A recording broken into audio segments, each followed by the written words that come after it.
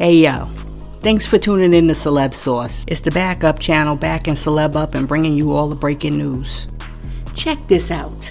The other day, Monica was performing at Detroit's Riverfront Music Festival, and while she was performing, some dude in the audience hauled off and punched some chick in the face.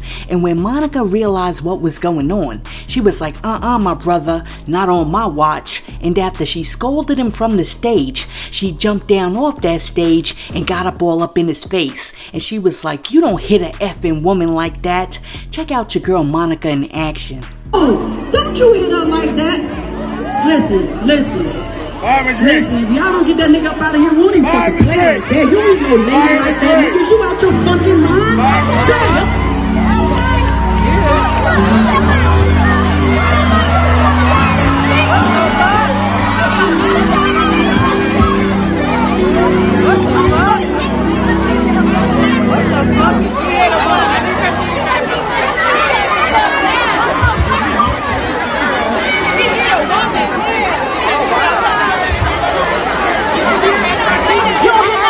Lady like that? Fuck this fucking sucker ass nigga.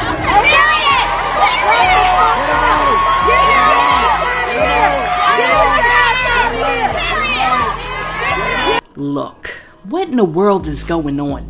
Aside from the fact that you're not supposed to be putting your hands on women unless you're in danger or your life's in mortal threat, what type of dude hits a woman in the middle of a Monica concert? And you saw what happened. Monica was getting ready to take that blazer off. And if that blazer would have came off, it'd have been on and popping. But I'm glad she stopped herself. And instead, she called that dude out from the stage and then got up all up in his face and let him know, you are not supposed to be putting your hands on women. Listen, I appreciate what Monica did there because she displayed what I call grown woman tendencies.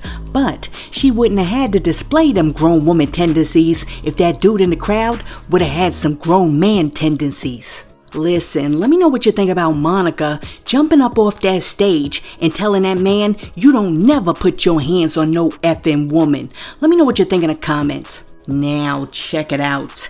As you know, Carlee Russell is the woman who claimed that she was kidnapped by a man with orange hair and a bald spot after she tried to save a toddler that was walking alone on Interstate 459 in nothing but a diaper. After supposedly seeing the child, Carlee called the cops and asked for help, but then the call dropped. And when the cops arrived on the scene, Carlee and the toddler were nowhere to be found. However, Carlee's car and all of her belongings were still there, which was a red flag that sparked a major search for the missing woman. Now, search parties searched for Carlee for 2 days straight, and then out of nowhere, she shows up at her own home 48 hours later, which was mad sus. Well, after Carlee allegedly escaped from her captors, the police interviewed her, and then after that, they did a press conference. And during the press conference, they implied that the circumstances surrounding the case were mad shady, because aside from the fact that they were unable to verify most of what Carlee told them, they also conducted a search of her cell phone and found out that she was doing web searches that included do you have to pay for an Amber Alert? How to take money from a register without being caught, and searches for bus tickets from Birmingham to Nashville, in addition to searching about the movie Taken. Yes, Liam Neeson's Taken. Well, apparently this story gets worse because now Carlee has been fired from her job at a spa because she was caught on camera stealing a robe and, get this, toilet tissue. Toilet tissue. Well, anyways, after people realized that Carlee most likely faked her own kidnapping, they started blasting this chick and coming for her on social media. Well, now, Carlee's boyfriend Thomar Latrell Simmons is pleading with the public to stop cyberbullying Carlee. In an interview with the New York Post, Thomar said, quote, "I know what it seems like what she did. Just stop bullying on social media. Think about her mental health. She doesn't deserve that. She doesn't. Nobody deserves to be cyberbullied." End quote. Listen, over the past week, I've heard a lot of people talking about how this chick needs to be locked up. However, I disagree, because once I heard about this chick stealing the toilet tissue out of the job, and not even the Scott's 1000 roll double ply. I mean, she's stealing that hard toilet tissue. That told me everything that I need to know. This chick doesn't need to go to jail. This chick needs to be evaluated so that she could get some therapy. So, with that being said, I agree with Carlee's boyfriend. People on the internet need to stop cyberbullying Carlee, because apparently this chick done gone through something recently that made her snap. Cause you don't go from being an upstanding citizen on Tuesday to stealing that hard tissue on Wednesday. That just doesn't happen unless something done happen. Trust me, there's more to this story than meets the eye. But listen, let me know what you think about Carlee Russell's boyfriend saying that people on the internet need to stop cyberbullying Carlee. Let me know what you think in the comments. And while you're down there leaving a comment, be sure to like and subscribe to the channel. Now check it out. The other day, William Stanford Davis, who plays the janitor on Abbott Elementary, jumped on Instagram to share why a lot of these actors, including himself, are on strike. Check out what Davis had to say, and check out how much Davis got paid. I'm William Stanford Davis. I've been a screen actor for 35 years. I've been in the Guild about 32 years. And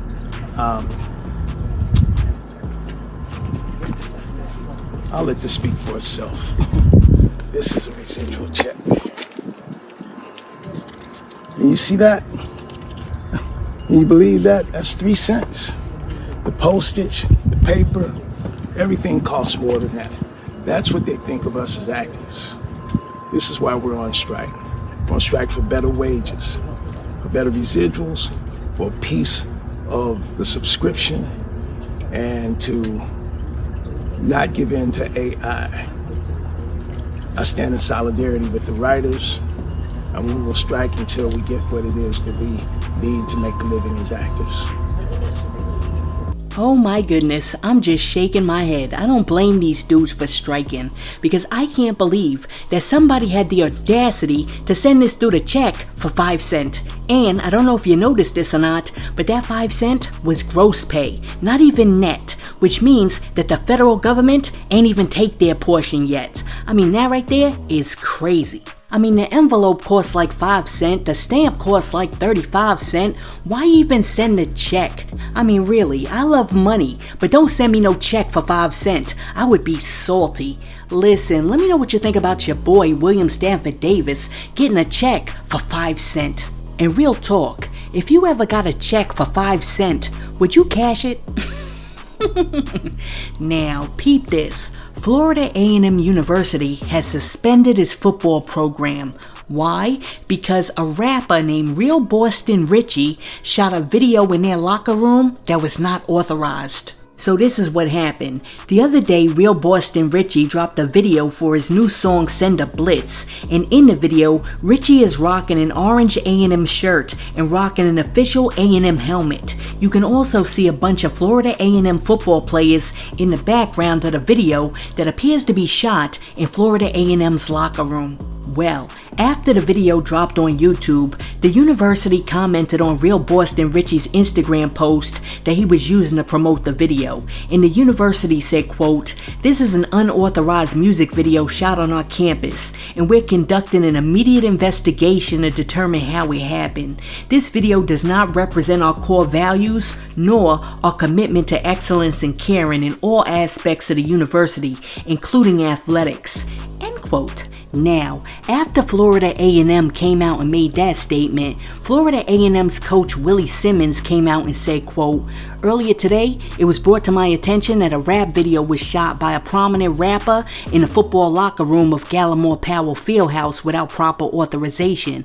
The video contained graphic language that is not consistent with Florida A&M's core values, principles, and beliefs, and an internal investigation is underway to determine who authorized the use of not only the athletic facility at Gallimore Powell, but also licensed apparel that potentially violates university branding and licensing agreements." End quote. Listen, these young guys gotta understand that when you are recruited to a football team, especially like a major program like Florida A&M, when you get there, you represent the university. So you can't be all up in some dude's video that's on YouTube when he's on there talking that street yang yang. Why? Because you now represent more than yourself.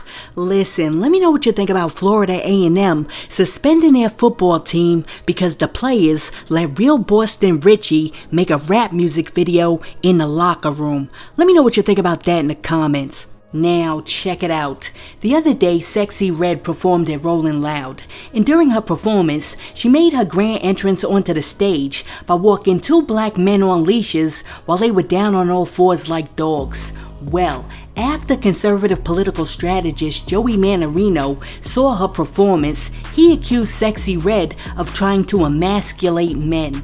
Manarino jumped on Twitter and said, quote, "Sexyy Red, the artist behind Pound Town, just came out with two black men at her feet like dogs at Rolling Loud. Hip-hop culture has been taken over by people who want to forever emasculate black men.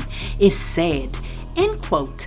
Well, after hearing that, Sexyy Red responded and she said, quote, "I'm freaky, shut up." End quote. Now, after those two finished having their brief back and forth, somebody else came in the comment section and said, quote, "When it was biatches on the leash, ain't nobody had nothing to say." End quote. And you know what? This is true because I didn't hear any white conservative pundits jumping into the conversation when NLE Choppa was walking females on all fours like they were dogs. But, I mean, that's a conversation for another day. What I will say is I didn't like it back in the day when Snoop Dogg was like walking chicks on leashes. I certainly didn't like it the other day when NLE Choppa was doing it. And I don't like the fact that Sexyy Red is doing it too. Because I don't think it's a good look. And I think that it's like mad disrespectful. God made us to be upright, upstanding individuals. So why do these rappers keep trying to depict us as dogs on all fours? I mean, you gotta remember that Psalms 11:7 says, "For the Lord is righteous, he loves righteousness. The upright will behold his face." Listen, stop getting down on all fours and acting like dogs and be the upright men and women that God intended you to be. I mean, for real, if God wanted you to be like a dog and act like a dog, he would have made you a dog. A D-O-G. But instead, he said that you were made in the image and likeness of G-O-D. I mean, y'all better recognize. Listen, let me know what you think in the comments. Do you think that Sexyy Red was trying to emasculate men by making them like get down on all fours like dogs and walking them on leashes? Let me know what you think in the comments. And hey yo, thanks for tuning in to Celeb Source, your source for celebrity news. Be sure to like and subscribe to the channel. Peace.